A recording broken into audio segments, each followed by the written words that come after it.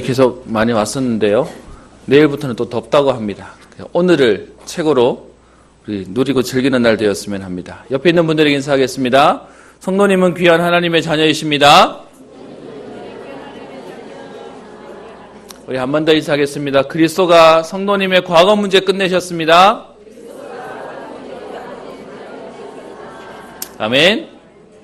그래서 그리스도가 끝내셨는데 나만 안 끝냈다고 붙잡고 있으면 나만 손해입니다. 오늘 우리 귀한 찬양 너무 감사한데요. 이사야서에 우리 하나님이 약속하셨던 언약이죠. 우리의 이전 것은 기억지도 생각지도 않으시겠다는 겁니다. 나는 그게 마음에 걸려서 조심하는데 하나님은요, 그걸 생각하지도 기억도 않으시겠다고 얘기하시고요. 그러면서 우리가 기도하는 그 기도에 우리의 말이 마치기도 전에 하나님은 들으시고 응답하시겠답니다. 그래서 오늘도 하나님의 말씀으로 치유케 되어지고 회복케 되어지는 응답이 있기를 소원합니다. 여러분, 옷은 더러워지면 빨면 돼요. 그리고요, 어떤 면에서 물건은 부서지면 다시 사면 돼요. 그런데 우리의 마음과 우리의 있는 과거는 다시 할 수가 없는 겁니다. 그러다 보니까 빨 수도 없지, 바꿀 수도 없지, 살기는 살아야 되지. 그런데 그게 안 되니까요, 계속 걸려서 살고 있는 겁니다. 그래서 여러분, 오늘도 하나님의 말씀으로 우리를 치유케 하시고 회복케 하시는 하나님의 역사를 보기를 소원합니다. 예전에도 한번 말씀을 드렸는데요, 이번 주간에 말씀을 준비하면서 또 생각이 또 났습니다. 예전에 제가 교구사역을 하러 현장을 방문했습니다. 큰 교회여서 성도님을 처음 보는 분이셨습니다. 그래서 신방하러 이렇게 갔는데 갔더니 30대 후반이신 여자분이셨습니다. 단정하게 이렇게 아담하게 계시는 분이셨는데요. 본인 얘기를 꺼내시는데 남편은 불신자인데 금세공하는 사람이고, 그래서 교회를 가도록 허락해 주기에 교회는 다니고 또 자기를 아껴주고 챙겨주기에 문제없이 살고 있다라는 겁니다. 그런데 예배를 드리고 난 뒤에 본인의 과거 얘기를 꺼내면서요, 기도 제목을 얘기하시는데 저를 사실 처음 봤습니다. 교회가 크니까 신방을 가서 처음 그분을 뵀어요. 근데 저한테 교역자라고 본인의 기도 제목을 꺼내시는데 그 기도 제목 내용이 저를 너무 당황하게 했습니다. 뭔 내용이었냐? 본인이 처녀 때 성폭행을 당한 경험이 있었다는 겁니다. 그걸 알고도 지금의 남편이 자기를 사랑하고 자기가 책임져 지겠다 해서 결혼해서 살고 있는데 자기에게 한 번씩 이것이 그 기억이 떠오른다는 겁니다. 여러분, 한 번 그 일이 생겼는데 그걸 없앨 수가 없잖아요. 근데 그게 한 번씩 떠오르면 자기가 그게 너무 그 상황이 자기를 너무 힘들게 한다는 겁니다. 그래서 너무 더럽고 또 너무 지저분한 생각이 들면 그때부터 샤워를 1시간씩 2시간씩 한다는 겁니다. 그리고요, 자기가 입고 있는 옷, 이게 너무 더러워서 다 갖다 버린다는 겁니다. 그걸로 안 끝나고요, 집에 있는 TV를 보고 뭐 살림살이를 쳐다보면 그것도 더러워 보인대요. 그래서 한 번씩 주기적으로 그 생각에 딱 잡혀버리면 자기에게 있는 세간살이 살림을 다 갖다 버린다는 겁니다. 제가 딱 듣는데요, 심각하다고 느껴지는 거예요. 그래서 여쭤봤습니다. 남편이 그 상황에 대해서 뭐라고 얘기합니까? 그때마다 자기 일을 도와준다는 거예요. 제가 보니까 결혼하고 아직은 이제 소위 말하면 아직은 그런 경험들이 몇 번 나오지 않아서 불신한 남편이라도 아내를 사랑하니까 그걸 보듬어 준다는 겁니다. 제가 그 집에서 기도하고 신방하고 돌아 나오면서요, 지금도 사실 제가 그분이 어떻게 계시는지 너무 궁금하기도 합니다. 여러분에게 여쭤보겠습니다. 우리와 우리 가족이 이런 일이 없어야 되겠지만 만약에 이것이 생겼는데 그 생각에 계속 걸려요. 여러분, 그럼 우리 어떻게 해야 됩니까? 세상 말대로요, 인생 끝내야 됩니까? 그러면 끝이 나겠습니까? 또 다른 사람에게 상처를 줄 텐데요. 근데 문제는 이것이 자기에게 생기면 감당이 안 된다는 겁니다. 여러분, 바꿔서 얘기하겠습니다. 여러분, 남자분들 중에 내 아내가 한 번씩 집에 왔더니 더럽다고 싹 갖다 버렸어요. 여러분, 어떻게 하겠습니까? 여러분, 그렇다고 그 아내를 갖다 버리겠습니까? 근데 같이 살겠습니까? 여러분, 그게 영적 문제라는 거예요. 거기에서 평생을 그 사람은 그 속에서 갇혀 살아야 되는 겁니다. 저는 현장에서요, 복음이 필요한 이유에 대해서 어려운 사람, 힘든 사람들을 만나면서요, 생각들이 굉장히 많이 달라졌습니다. 특별히 저도 남자다 보니까 우리 흔히들 얘기하죠. 흔히들 생각 속에, 상상 속에 음란한 것도, 나쁜 것도, 이런저런, 뭐 그 생각은 자유라고 얘기하지만 그게 한 사람의 인생을 망가뜨려 놓는 것들을 보면서요, 제게는 진짜 이 땅에 그리스도 안에만 되는 이유들을 발견하게 됩니다.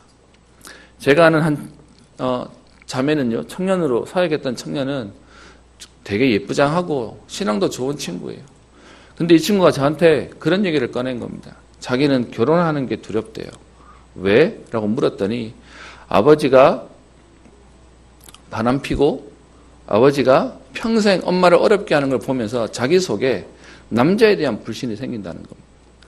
그래서요, 좋아하는 사람도 있고 자기를 좋아하는 남자도 붙지만 이 사람도 결국은 우리 아빠처럼 배신하지 않을까? 그 마음에 자기는 결혼을 못하겠다는 겁니다. 자기를 좋아해주면 자기 속에 계속 의심이 들어서 그 사람이랑 더 이상 만남을, 진전을 이어갈 수 없겠다는 겁니다. 그래서 자기는 결혼 못할 것 같아요. 제가 그 자매를 보면서요, 너무 마음이 안타까웠습니다. 여러분, 이것을 뭐라고 얘기하죠? 세상 말로 상처라고 얘기하고요. 좀 유식한 말로 트라우마라고 얘기하죠. 그런데요, 성경에서는 이 사람들은 뭐라고 얘기하죠? 하나님 떠난 인간의 영적 문제라고 얘기합니다. 그래서 우리에게 계속 여러분들에게 제가 서론 때마다 반복하는 내용이지만 하나님이 원래 인간에게 하나님의 형상으로 하나님 자녀의 신분을 주시고 그런 우리에게 생육하고 번성하고 충만하고 정복하고 다스리는 은혜를 주셨다는 이 말은 어마어마한 말입니다. 이 문제와 저주와 재앙이 상관없는 완벽한 응답을 누리도록 하나님이 인간을 창조하셨습니다.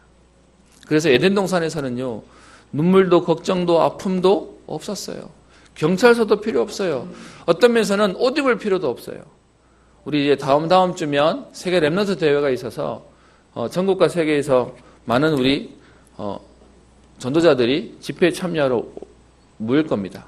오늘도 우리 케냐에서 사역하시는 우리 노승대 선교사님과 또 아프리카 친구들이 왔는데요. 지금 저 2층에서 예배드리고 있습니다. 저 친구들이 왔는데 추울까 봐 제가 물었어요. 그랬더니 집에서 겨울옷이라고 가지고 왔는 옷을 입었는데 추워서 이만큼 짚어 올리고 있습니다. 전 세계 사람들이 모여지는데 여러분, 그 전 세계 사람들이 모여지는 그들 속에 돈이 많아도 해결할 수 없는 게 우리의 지난 과거와 영적인 상처는 해결할 수 없는 것입니다. 우리에게 분명히 말씀하시는 정복하고 다스리는 은혜를 주셨다고 얘기하는데 우리는 현장에서요, 네, 걸려 있어요. 매여 있어요. 여러분, 연예인들이 말하는 거 못 들으셨습니까? 유명한 운동선수가 하는 말 못 들으셨습니까? 자기는 징크스가 있대요. 무슨 말이죠? 시합 나가기 전에 면도하면 진대요. 그래서 자기는 시합 때는 면도 안 한대. 여러분, 세계 타이틀을 가지고 있는 모든 사람들이 가지고 있는 트라우마라는 겁니다. 모든 사람이 어떻게 해요? 매여 있고 걸려 있고 잡혀 있고 묶여 있는 것입니다. 아마 여러분들 개인에게도 있을 겁니다. 우리 집안에 있는 지병이 있어요. 그래서 나는 평생 약을 먹어요 하시는 분도 계실 겁니다. 여러분, 그 모든 배경이 뭐냐? 인간이 하나님 떠난 데서부터 시작되어지는 영적인 문제입니다. 하나님은 우리에게 생육하고 번성하고 정복하고 다스리는 완전한 은혜를 주셨는데 우리는 현장에서요, 계속 매여 있는 겁니다. 근데 그 매여 있는 게 어쩔 수 없다고 생각하거나 아니면 왜 나만 그러냐라고 잡혀 있는 것이죠. 성경은 얘기합니다. 인간이 하나님 떠나 사단에게 장악되어 버렸습니다. 하나님 떠나게 되고요, 죄에 빠지게 되고요, 사단에게 걸려있는 인간은 저주와 재앙 속에 성경은 에베소 2장 2절 3절에 얘기합니다. 이 세상 풍속을 쫓고 공중의 권세 잡은 자를 따랐으니 본질상 진노의 자녀로 돈 벌어도 성공해도 열심히 해도 결국은 안 되는 인생 속에 딱 잡혀 있는 것입니다. 여러분, 그런 우리에게 그리스도께서 더 이상 매이거나 더 이상 잡히거나 더 이상 묶여있지 않도록 그리스도를 우리에게 보내셔서 참된 해방의 응답과 축복을 허락하셨다는 겁니다. 그 그리스도가 오셔서 마태복음 1장 21절에 얘기하죠. 아들을 낳으리니 이름을 예수라 하라. 이는 그가 자기 백성을 그들의 죄에서 구원할 자이심이라. 우리를 구원하기 위해 그리스도를 보내셨습니다. 그 그리스도가 십자가 지심으로 요한복음 19장 30절에 다 이루었다, 다 끝내셨다라고 얘기합니다. 그런데 사단은 아직도 안 끝낸 것처럼 우리는 여전히 묶여있게 만드는 것이죠. 저는 이번 금요일, 토요일 우리 렘넌트들을 데리고 수련회를 다녀왔습니다. 여러분들 기도해 주셔서 감사한 거는 우리 수련회 가서 너무 잘 먹고 쉬고 또 같이 찬양하고 은혜 받고 그리고 왔습니다. 렘넌트들이랑 포럼하면서 상담하면서요. 제가 2명의 렘넌트를 만났는데 너무 감사한 게 이 아이가 예전에부터 악몽을 많이 꾸었대요. 너무 많이 꾸어서 그것 때문에 자는 게 무서울 만큼 많이 꾸었다는 겁니다. 근데 거기다 쓰기를 악몽 꾼 적이 있나요? 했더니 꾸었었다라고 하더라고요. 지금은 그랬더니 지금은 거의 안 꾼대요. 그래? 어떻게? 라고 얘기했더니 자기는 하나님 믿는데요. 어느 날 하나님이 거기에서 해방되어지게 하시는 은혜를 주셨다는 거예요. 그래서 제가 물었어요. 그럼 넌 하나님 믿겠네? 자기는 하나님 믿어요.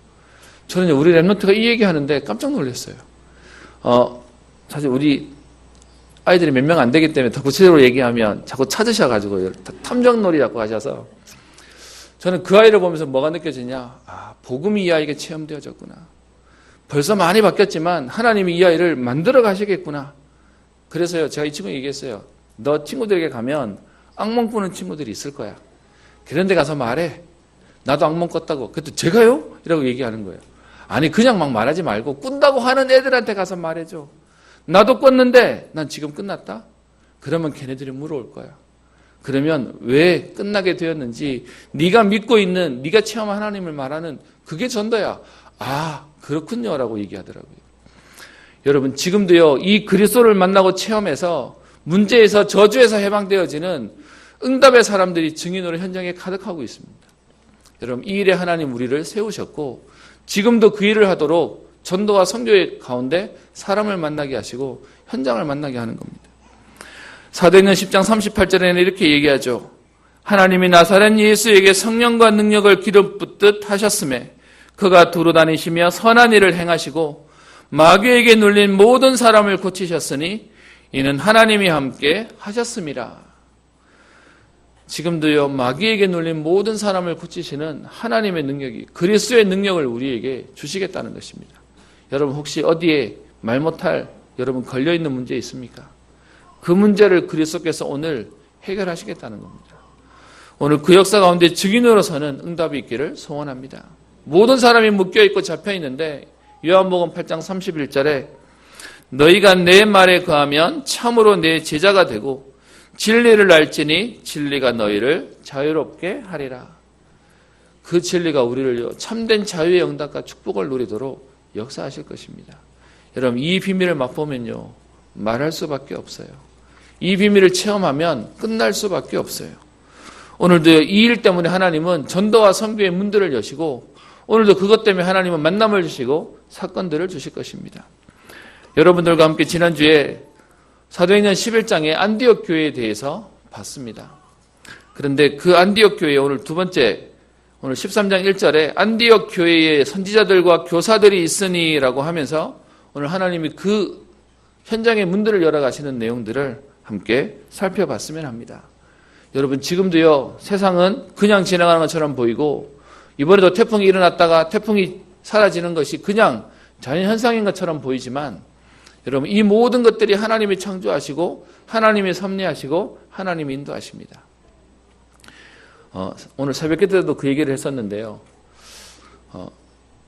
우리 청소년 아이들을 만나려면 우리보다 더 바쁩니다. 학교에서 야자한다고 밤늦게까지 잡아놓지. 야자 끝나고 만나려면 학원 가지. 그래가지고 저희가 대기해서 예약 잡아가지고 기다려야 만날 수 있는 너무 바쁜 아이들입니다. 그래서 그동안 제가 교회를 청소년을 맡으면서 바깥으로 수련회 갈 여유가 없었는데 이번에 아이들이 방학이 목요일날 하고 금요일날 하게 되면서 일부러 좀 이렇게 외부로 나가게 되었습니다. 그래서 좀 우리 아이들 좀 체험하게 해줘야지라고 생각이 들어서 래프팅 할 수 있는 데를 장소를 잡아서 갔는데 장소는 너무 좋았는데 문제는 뭐냐 비가 안 와가지고요 래프팅이 안 된다는 겁니다. 그거 그냥 이고 내려와야 된다는 거예요. 이게. 그래서 기도했습니다. 하나님 비를 주셔야 래프팅이 됩니다. 그래서 그때부터 기도했습니다. 하나님 비를 주세요. 그랬더니 하나님이 어마어마한 하나님이요 태풍으로 역사를 하시는 거예요. 그래서 그 태풍 올라오는 얘기를 들으니까 하나님 아니 비를 달라 그랬지 태풍을 주시면 어떡합니까? 그래서 또 기도했습니다. 하나님 태풍이 빨리 지나가든지 천천히 오게 되든지 그러다 보니까 결론부터 얘기하면 이번에 수련회 가서 하기로 했던 래프팅은 못하고 왔어요.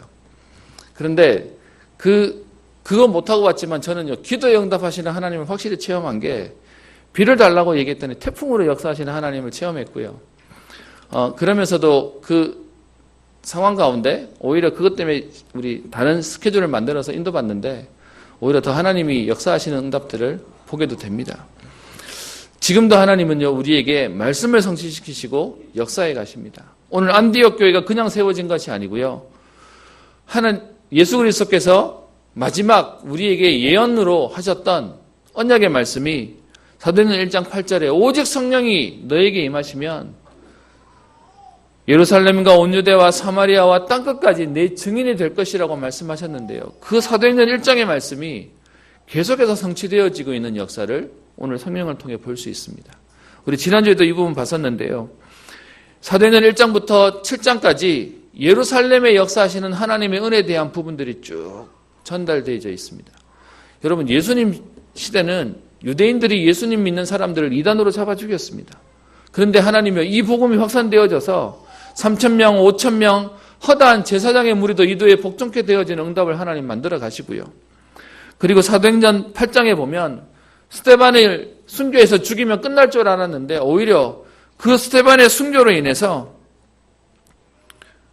예루살렘 교회에 큰 박해가 있어 사도 외에는 유대와 사마리아 모든 땅으로 흩어지도록 하나님이 말씀이 성취되어지는 응답들을 주십니다. 그리고요, 땅끝까지 증거된다고 하셨는데 사도행전 11장 19절에 스데반의 일로 말미암아 일어난 환란으로 말미암아 흩어진 자들이 베니게와 구브로와 안디옥까지 전달되어지면서 이 복음이 유럽을 거쳐 미국 대륙과 그리고 우리나라까지, 여러분 지금은 중국을 넘어서 이제는 인도와 다음 우리 이스라엘까지 복음이 증거되어지는 흐름 속으로 돌아가고 있습니다. 여러분, 지금도 하나님은 말씀을 이루고 계십니다.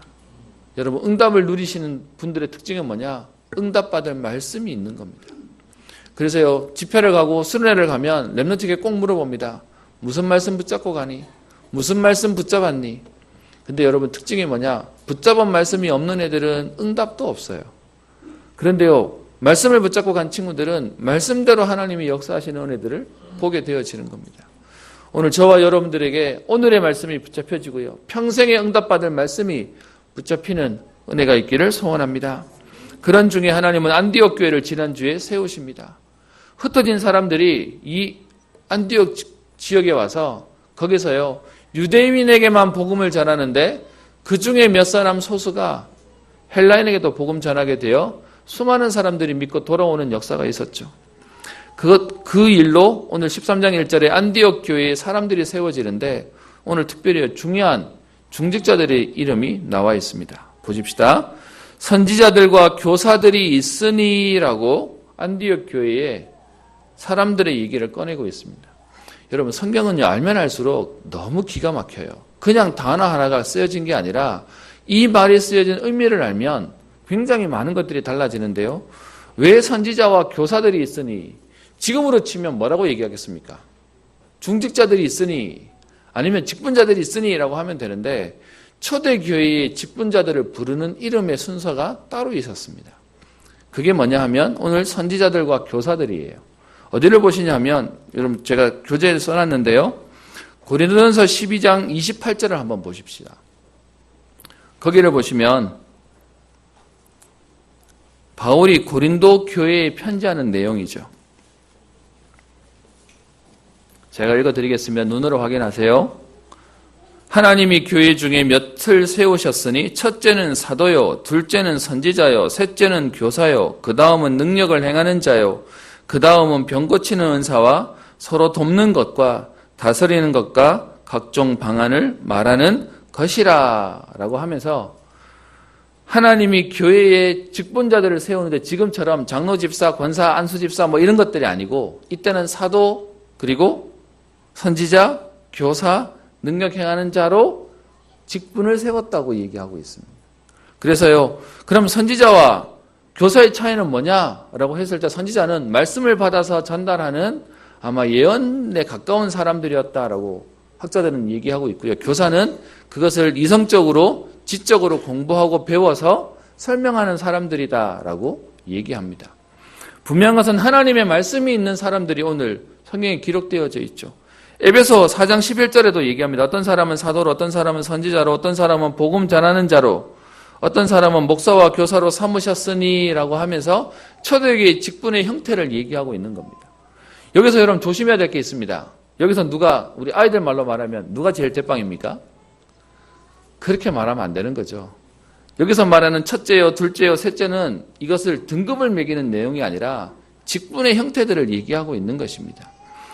그래서 그 선지자와 교사들이 있는데 이렇게 표현하지만 밑에 13장 1절에요. 5명의 사람의 이름을 언급합니다. 근데 누가 선지자고 누가 교사였는지는 말하지 않아요.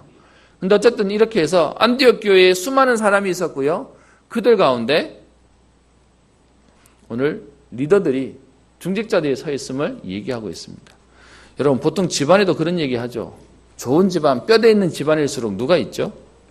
많은 자손들이 있는 것보다 어른들이 있습니다. 중요한 인물들이 사실 있는 것이죠. 안디옥 교회도요. 수많은 사람들이 모여서 큰 무리가 더해졌는데 그 더해지는 무리들 가운데 하나님은 선지자와 교사들을 세우시는 응답들을 주십니다.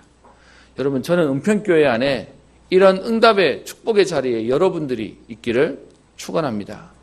그리고 그 일을 사모하십시오. 나는 뒤에서 하겠습니다. 그것도 하나님이 하시는 거고요. 우리는 뭐 하는 거냐? 렘넌트와 후대와 제자를 세우겠습니다에 대한 결론을 내시면 됩니다. 그러면서 오늘 이들에 대한 내용을 얘기하는데 오늘 5명에 대한 얘기를 잠깐 한번 보겠습니다. 바나바, 여러분 바나바는 유대인이지만 키프로스 섬 사람이고요. 뒤에 니게르라고 하는 시므온, 이 니게르라는 말은 검은이라는 뜻으로 우리가 얘기할 때 아프리카 사람들을 주로 얘기하고 있습니다. 안디옥 교회 하나님이 얼만큼 지금 세계 선교하도록 역사를 하셨냐? 아프리카 사람도 와서 여기에 제자로 서도록 만들어놨습니다. 그런데 이 니게르라고 하는 시몬에 대해서 성경은 또 다른 얘기들을 조금 얘기하는 부분이 있는데요. 뒤에 좀 보고요. 그리고 그 다음 구레네 사람, 지금의 리비아, 북아프리카 사람 정도가 되어지는데 구레네 사람 루기오라고 하는 사람도 있었다고 얘기하고요. 그걸로만 끝 아니라 우리가 알기로 초대교회는 되게 가난하고 못 배우고 어려운 사람들만 있다고 얘기하지만 하나님이 안디옥 교회에 누구를 보내시냐? 분봉왕 헤롯의 젖동생 마나인도 있었다고 얘기합니다. 그러니까 여러분 높은 사람도 있었고 그 사람의 젖동생이라고 하는데 성경학자들은 정말 어릴 때부터 같이 컸던 사람이냐 아니면 그만큼 가깝다는 사람이냐에 대한 건 의견이 갈리지만 분명한 것은 그 가까운 왕족과 대화할 수 있고 정보와 소통할 수 있는 사람이 있었음을 얘기하고 있고요. 그리고 마지막에 사울의 이름을 얘기합니다. 사실 13장부터는 바울 중심으로 성경이 기록되어지는데 왜 사울이 제일 마지막에 있었느냐? 아마 교회 안에 있었던 들어온 순서가 아니었을까. 그래서 회심하고 들어왔던 사울이기에 제일 마지막에 있었을 것이다 라고 얘기합니다. 성경을 왜 여러분 자세하게 봐야 되냐 하면 우리가 알고 있는 성경 하나의 단어들이 의미를 얘기하는데요. 오늘 니게르라고 하는 시몬에 대한 얘기를 함께 좀 보려고 합니다. 여러분 예수님이 십자가 지셔서 골고다 언덕으로 십자가 메고 올라가실 때 예수님이 너무 기력이 없으셨어요. 실제로 성경은 기록하기를 예수님 쳐다보면 모양의 풍채도 아름다움도 없었다고 되고 볼품이 없었다고 성경은 얘기하거든요. 그랬더니 십자가 지고 언덕으로 올라가야 되는데 못 올라가니까 여러분 아시는 성경 내용 속에 뭐가 있죠? 지나가는 사람, 구레네 사람 시몬이라고 하는 사람을 잡아다가 억지로 십자가 지어서 올려보냈다고 얘기하죠. 그 사람에 대한 기록이 마가복음 15장 21절에 있습니다. 여러분 거기를 잠깐 보시면 이런 표현이 있는데 마침 알렉산더와 루포의 아버지인 구레네 사람 시몬이 시골로부터 와서 지나가는데 그들이 그를 억지로 가게 하여 예수의 십자가를 지웠다라고 되어 있습니다. 여러분 마가가 알렉산더와 루포의 아버지인 구레네 사람이라는 말을 썼다는 얘기는 이 책을 보는 사람들이 알렉산더와 루포를 알고 있는 사람들이었다는 거예요. 오늘 제가 이 얘기를 갑자기 왜 꺼냈냐? 여러분, 이 사람의 이름이 다시 기록되어지는데 어디가 나오냐 하면 로마서 16장 13절에 보면 이 루포의 이름이 기록되어져 있습니다. 바울이 로마 교회에다가 편지를 보내면서 쓰고 있어요. 주 안에서 택하심을 입은 루포와 그의 어머니에게 문안하라. 그의 어머니는 곧 내 어머니니라 라고 표현하고 있거든요. 그래서 지금 이 구레네 사람 시몬, 예수님이 십자가를 졌던 이 사람이 이 십자가를 지고 난 이후에 억지로 지었다는 거 보니까 원래 예수님 몰랐던 것 같아요. 근데 이거 지고 올라가면서 본인도 아마 얼마나 억울했겠습니까? 시골 갔다 돌아오는데 물정에 생겼다고 와가지고 이거 지고 가라고 했으니까요. 그래서 지고 올라가고 난 뒤에 자기는 아마 욕하면서 내려왔겠죠. 내가 왜 지금 이걸 하고 있는지 모르겠다고. 그런데 거기에 한 사람이 달려서 돌아가는 모습을, 죽는 모습을 보면서 이 사람이 회심했다라고 하는 것이 초대교회 기록입니다. 그의 가족들이 지금 초대교회 안에 담겨져 있으니까. 근데 제가 오늘 얘기를 왜 하냐 하면 성경학자들 중에 의견이 나눠지는데 이 니게르라고 하는 시몬이 아마 그 구레네 사람 시몬이었지 않겠냐라고 하는 견해가 대세적입니다. 물론 반대 견해도 있습니다. 그러면 구레네 사람이라고 얘기해야 되는데 니게르라고 말하지 않았잖아 라고 하는 의견으로 둘 갈리긴 하지만 어쨌든 분명한 건 이렇게 연결되어지는 사람들이 교회의 제자로 남고요. 오늘 바울이 어디까지 얘기합니까? 그의 어머니는 곧 내 어머니다 라고 얘기할 만큼 오늘 현장에 연결되어집니다. 그리고 그 뒤에 나오는 구레네 사람 루기오라고 하는 이 말도 또 견해가 좀 있는데요. 그 견해는 뭐냐 하면 아마 성경을 기록했던 누가복음과 사도행전을 기록했던 누가가 이 루기오지 않겠냐라고 하는 견해도 있습니다. 이건 천국 가야 확인됩니다. 어쨌든 견해니까요. 그런 안디옥 교회 지금 제가 무엇을 보여드리려 하냐면 다양한 인종과 문화들을 하나님이 현장에 세우셨다는 겁니다. 저는 기도합니다. 은평교회가 237개 나라를 살린다면 우리 안에 현지인 제자와 장로님과 직분자들이 일어나야 된다라고 생각합니다. 여러분 생각에 직분자에 대한 기준은 뭐라고 생각하십니까? 저는 할 수만 있다면요. 우리가 외국의 선교사님을 돕는 것도 선교지만 외국에 있는 우리 렘넌트들이 한국에 와서 여기서 훈련받을 수 있도록 도울 수 있는 것도 선교라고 생각합니다. 그래서 가는 것도 선교고요. 돕는 것도 선교고요. 그들을 데려와서 훈련시키는 것도 선교입니다. 여러분 어느 선교들 가운데 우리는 그 일 속에 오늘 선지자와 교사로 가르치는 자로 세우는 자로 응답을 누려야 되겠습니다. 이런 교회가 어떤 면에서 문화가 다르고 흐름이 달라요. 이런 사람들이 모여 있었는데 그들이 통했겠습니까? 여러분 부모하고 자식하고도 이제는 세대 차이가 느껴지는 상황인데 다른 문화에서 모였던 안디옥 교회는 좋았겠습니까? 시끄러웠겠습니까? 근데 오늘 성경을 보면요. 안디옥 교회는 이 다양한 사람들이 인도받는 중요한 흐름이 하나 있었습니다. 그게 13장 2절에 나오죠. 주를 섬겨 금식할 때에. 오늘 그래서 제목을 이걸로 잡았습니다. 안디옥 교회의 특징은 뭐냐 하면 여기서 말하는 주를 섬겼다라는 말은 예배 드릴 때를 설명하고 있습니다. 그런데 금식이라는 단어가 2절로 나오고 3절에도 나오는데요. 안디옥 교회가 금식하는 일을 즐겨했다는 겁니다. 여러분 금식 자체는 수단이지 목적이 될 수 없습니다. 무엇을 위해서 금식을 하는 거죠. 그 얘기는 금식 기도했더니 응답받는다 이렇게 말하면 안 됩니다. 그만큼 간절하게 지금 뭔가를 집중한다고 얘기하는데요. 오늘 초대교회는 오늘 금식하면서 예배를 드리고 있는 상황을 말하고 있습니다. 여러분이 여쭤보겠습니다. 여러분 언제 금식하십니까? 다이어트 하실 때? 살 빼려고 하실 때? 많은 분들이 언제 금식하냐 하면, 언제 기도하냐 하면, 문제 생기면 기도해요. 그러니까요, 우리 목회자들끼리 하는 농담이 있습니다. 어느 날 안 보이던 분이 새벽 기도를 나타나시면, 기도하러 오셨구나가 아니라, 뭔 일이 생겼나? 뭔 문제가 생겼나? 라고 걱정한다고 얘기를 하죠. 오늘 초대교회는, 안디옥 교회는요, 문제 때문에 기도하지 않았다고 얘기합니다. 어떻게 해요? 성령님도 받으려고 주를 섬겨 금식할 때, 여러분 금식이라는 단어에 매이지 마시고 기도했다라는 겁니다. 기도에 집중하고 있었다라는 겁니다. 그래서요, 예배 가운데 하나님 앞에 인도받으려고 기도하고 있는 지금 교회가 안디옥 교회입니다. 문제를 만나서 해결하려고 기도하는 게 아니라 하나님의 인도 속에 있으려고 기도하고 있는 겁니다. 저는 군대에서 군종병으로 있었습니다. 사단교회에 있다 보니까 많은 간부님들이 교회를 다니는 교회에 있었는데요.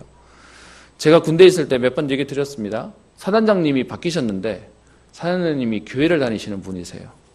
그래서 사단장님이 교회를 오시니까 하루아침에 간부님들이 교회를 어마어마하게 오세요. 그래서 원래 커피 200인분 준비했다면 400인분 준비해야 될 만큼 이렇게 막 손님들이 많이 오시는 겁니다. 그것까지 괜찮은데 한 번씩 이 사단장님이 새벽 기도로 오시네요. 그러면 이제 저는 이렇게 딱 짝대기 있는 여러분 별 2개가 뜨면 난리 납니다. 새벽 기도 해야 되는데 그 교회가 한 요만했습니다. 새벽에 오시는 분 몇 분 안 되지만. 그래서 그분이 오시면 일단 1호차가 오면 전화 와요. 교회 아침에. 사단장님 교회 가십니다. 그럼 그때부터 막 청소해놓고 막 정신없어요. 근데 이것도 괜찮은데 더 힘든 게 뭐냐. 군인들은 외박이라는 게 있습니다. 그래서 결혼 안 하신 분들은 한 달에 한 번 외박 2박 3일이고요. 결혼하신 분들은 2달에 한 번 외박인데 제가 모시던 군정 목사님들이 그 2박 3일이 유일하게 군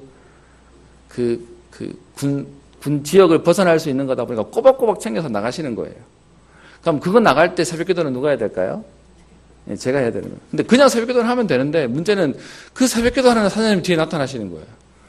그러면 이렇게 그때는 설교자여야 되는데 옷도 이렇게 군복 입고 있지 이러면 막 이렇게 덜덜 떨면서 설교하는 겁니다. 왜냐하면 그 마음에 안 드시면 쟤 뭐야 이러면 쟤 어디 가야 됩니다. 그게 군대이기 때문에 그렇게 사실 했는데요. 여러분 오늘 본문 속에 이 안디옥 교회가 기도하는 교회라고 얘기하고 있습니다. 그 기도 속에 오늘요 인도받으려고 기도하고 있다가 오늘 성경은 뭐라고 얘기하냐. 성령이 이르시는 역사들을 체험했다고 되어 있습니다. 여러분 우리는요 그냥 기도를 많이 하는 게 아닙니다. 분명히 기도에는 역사가 있고 증거가 있고 응답이 있습니다. 오늘 이 안디옥 교회가 주를 섬겨 금식할 때에 성령께서 하시는 말씀을 듣게 되어지는 겁니다. 그 성령이 오늘 뭐라고 얘기하십니까? 내가 불러 시키는 일을 위하여 바나바와 사울을 따로 세우라. 여러분 이 얘기를 누가 들었겠습니까? 이 5명만 들었겠습니까? 사실은 안디옥 교회 전체가 이 얘기를 다 들은 것이죠. 그 얘기를 듣고 난 뒤에 반응이 재밌습니다. 13절에 보면 이에 금식하며 기도하고 금식하며 예배드리는 중에 하나님 성령이 하시는 말씀을 듣게 되고요.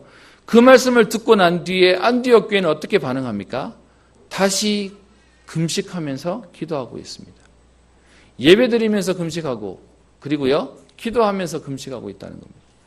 여러분 제가 오늘 말씀드립니다. 금식에다가 초점을 맞추지 마시고 지금 기도에 집중하고 있는 모습을 얘기하는 겁니다. 그래서 성령이 시키는 일을 듣고는 그들이 기도하면서 그 일들을 인도받는 것입니다. 저는 교회에서 어릴 때부터 자랐습니다. 그러다 보니까 들은 말이 있습니다. 교회는 워낙 사람들이 많아서 많은 말들이 나온대요. 그래서 이 말들을 다 맞춰서 일하려면 일 못한대요. 그래서 어떻게 그냥 믿음 가지고 저질러야 돼, 해야 돼 라고 얘기를 하시는 겁니다. 여러분 어떻게 생각하십니까? 맞다고 생각하십니까? 저는 그렇게 듣고 지금까지 배웠습니다. 그래서 믿음의 사람 몇 분들이 욕먹어도 그냥 막 진행해 주시고 나중에 교회가 보고 난 뒤에 잘 됐으면 잘 됐네 라고 일을 진행했습니다. 저는 그런 분들에게 너무 감사하고 고맙습니다. 그런데요 제게는 고민이 하나 있습니다. 뭐냐 하면 교회는 여러 말들이 있다 보니까 이걸 하자는 사람과 반대하는 사람이 있는데 반대하는 사람을 무릅쓰고 교회 일을 진행하면 교회는 끊임없이 뭔 말이 나오죠? 계속 반대하는 말이 나오는 겁니다.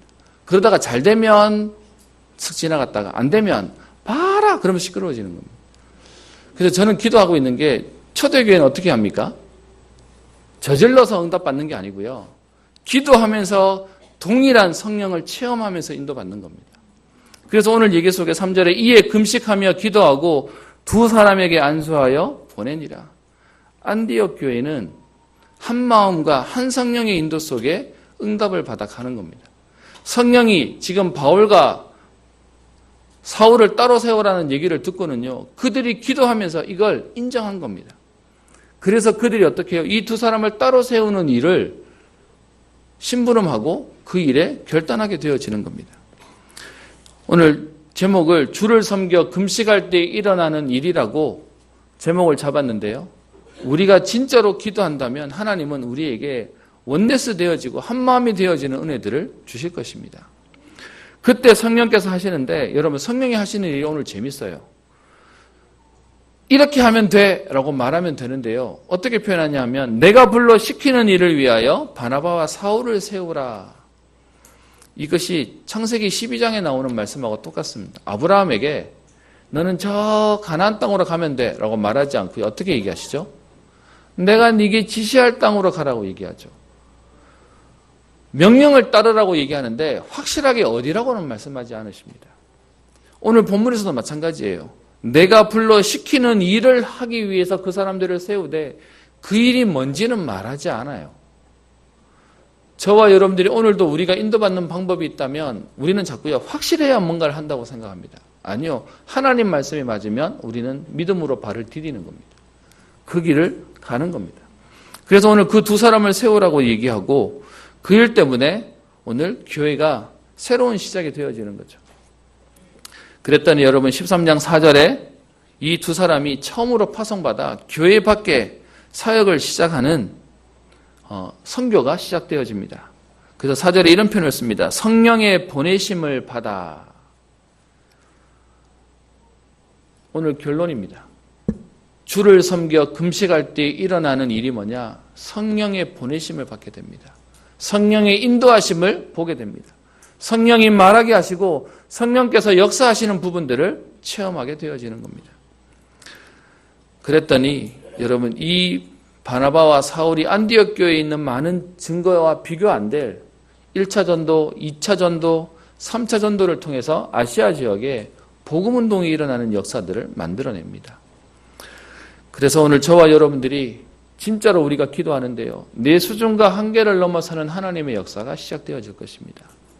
주를 섬겨 금식하며 기도하고 있을 그때에 오늘도 하나님은 성령께서 일하시고 역사하심을 체험하게 될 겁니다. 저는 교회를 놓고 기도합니다. 평생 교회에서 자랐기 때문에요. 저는 교회에 대한 생각이 다릅니다. 지금도 저는 교회를 오면 교회 한 바퀴 돌아보는 게 일입니다. 어디에 뭐는 없냐, 저거는 없냐 그런 생각을 합니다. 그런 교회를 생각하면서 제가 기도하는 게 있는데요. 교회 안에만 아니라 교회 밖에도 교회라는 생각들을 하지 않으면 우리는 중요한 응답들을 놓치는 것 같습니다. 많은 사람들이 그렇게 얘기해요. 하나님 어디 계시냐라고 얘기하면 사실은요. 하나님은 그리스도를 모신 모든 자 속에 있는 건데 사람들은 하나님은 교회에 계신 줄 알아요. 여러분 교회 하나님이 계시면 교회 밖에는요. 하나님 안 계신 겁니까? 하나님이 안 계신 곳이 있다면 그건 하나님 아니신데요. 그래서요, 저는 교회 안에 우리의 사역과 함께 교회 밖의 사역이 너무 중요하다고 생각합니다. 그래서 할 수만 있다면 저는 렘넌트들이 모여지는 지역에 중요한 교회가 서야 된다고 생각합니다. 예를 하나 들겠습니다. 정말로 우리가 대구에서 청소년 사역하고 렘넌트 사역한다면 교회를 이 송현동 이곳에 교회가 있어야 되겠습니까? 저 동성로에 교회가 있어야 되겠습니까? 진짜 렘넌트들이 모이려면 우리 렘넌트들 표현으로 아이들 말로 핫플레이스에 교회가 있어야 됩니다. 그럴 수 있도록 그럼 교회가 옮겨가겠습니까? 그게 아니라 거기서 예배 드릴 수 있는 공간을 마련하고 거기에 렘넌트들이 모이는 장을 만드는 그것을 가지고 지교회라고 얘기하는 것이죠. 그 개념으로 지금 여러분들이 있는 직장과 여러분의 가정에서 만드는 우리 흐름이 전도 전략 가운데 지교회와 우리가 다락방이라는 말들을 쓰면서 말씀 운동하는 현장을 만드는 것이죠. 그래서 저는 기도합니다. 하나님 모든 성도님들이 흩어져 있는 가정과 회사와 학교마다 그곳에 생명운동, 말씀운동, 교회가 시작되어지는 은혜를 주옵소서. 그러면서 이 일 때문에 정말로 제자들이 모여지고 흐름이 세워지는 응답을 누리기를 소원합니다. 저는 약간 제가 도전되는 일이 있었습니다. 우리 임마누엘 서울교회, 우리 본부교회라고 하는 교회가 예전에 숙명여고 강당에 있었습니다. 그런데 그 숙명여고 강당에 있으면서 이렇게 자꾸 사람들이 많이 모여지니까 강당에 별관만 쓰는데 이거 가지고 수용이 안 돼서 이제 계속 갈등이 생기는 와중에 결국은 이제 거기를 놓고 지금 있는 장지동으로 옮겨가게 되었습니다. 그래서 우리가 이제 옮겨가면서 거기를 갈 일이 없었는데 제가 사역하러 그 강남 대치동을 가다 보면 주차하는데 주차가 10분에 1,000원이에요. 그럼 사람 한 사람 만나고 나면 6,000원씩 드니까 그게 아까워서 그 옛날 우리 있던 교회 소명의 그 별관 자리는 그냥 들어갈 수 있어요. 아는 사람만 갈 수 있는 자리. 이게 뭐 유튜브에 나와도 되는 거죠. 그래서 그 자리를 한번 갔었는데요. 가보니까 교회가 싫다고 나가라 했던 그 학교가 다시 교회를 불러들였어요. 그런데 교회가 들어온 게 아니고요. 큰 교회에 청년부만 거기에 들어와 있어요. 저는 약간 저한테 도전이었어요.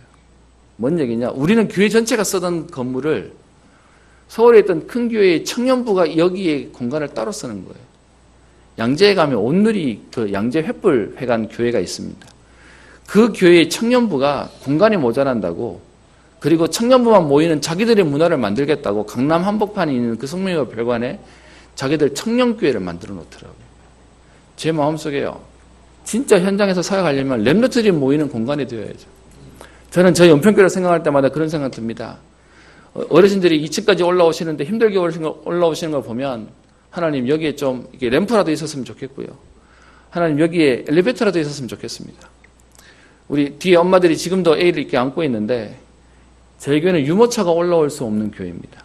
그러니까 아마 애기 엄마들이 이 아이를 데리고 오려면 띠를 메고 와야 되는데 여러분 교회를 오면 아이를 내려놓을 데도 없어요. 그러면 하루 종일 교회에서 메고 가는 이 엄마들이 집에 가면요. 제가 안 봐도 비디오입니다. 주일날이 제일 힘들 겁니다. 아이를 하루 종일 메고 왔으니까 차라리 집에 있으면 내려놓으면 되는데요. 제가 이 얘기를 왜 하냐. 저는 교회에 다양한 사람들이 들어올 수 있는데 그걸 교회가 채우지를 못하는 겁니다.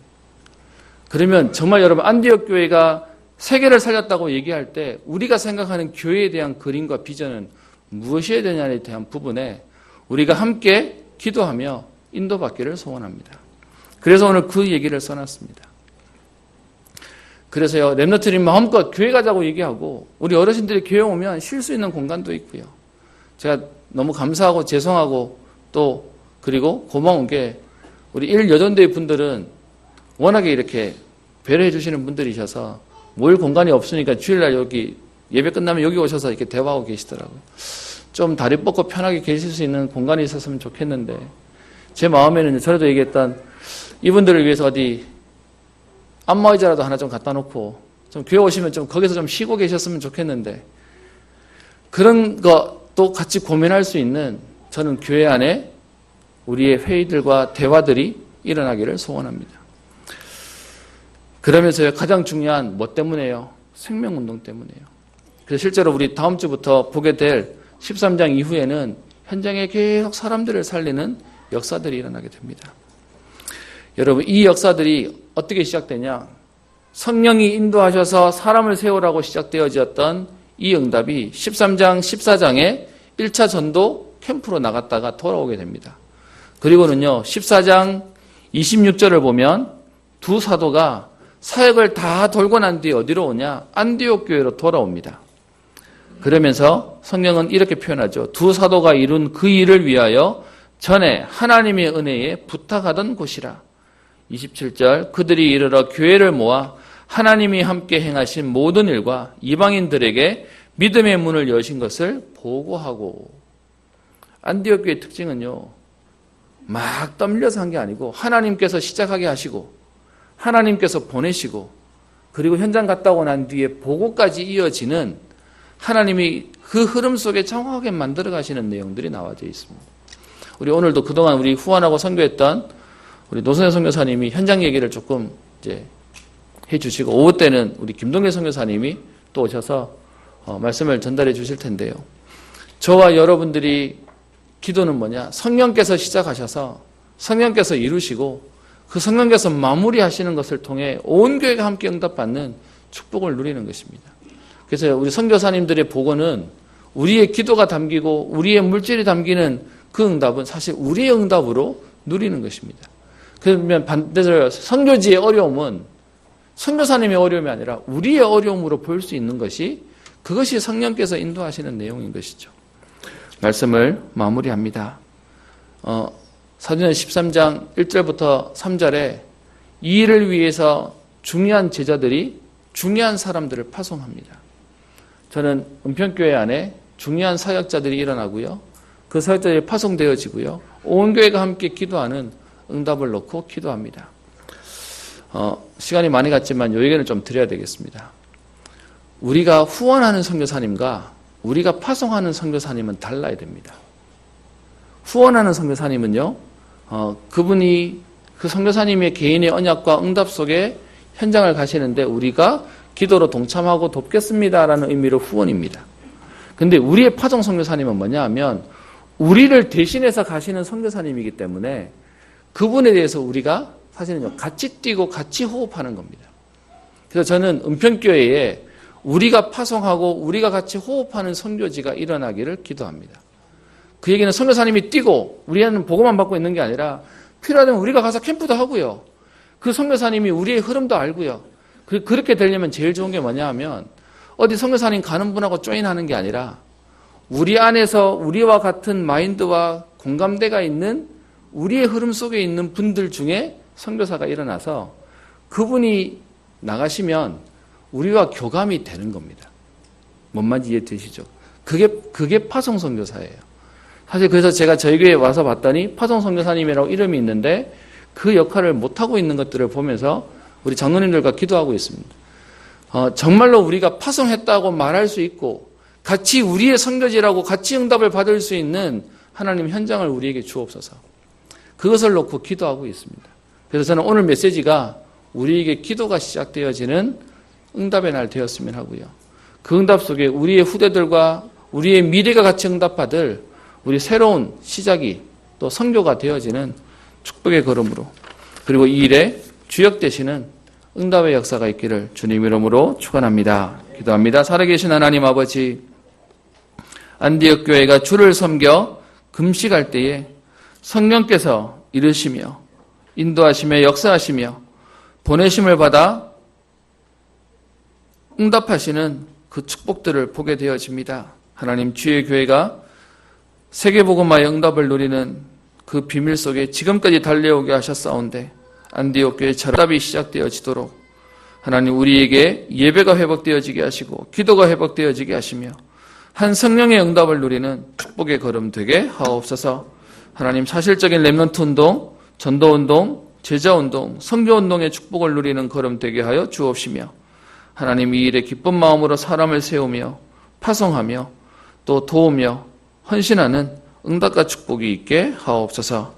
감사드리며 살아계신 우리 주 예수님 이름으로 기도합니다.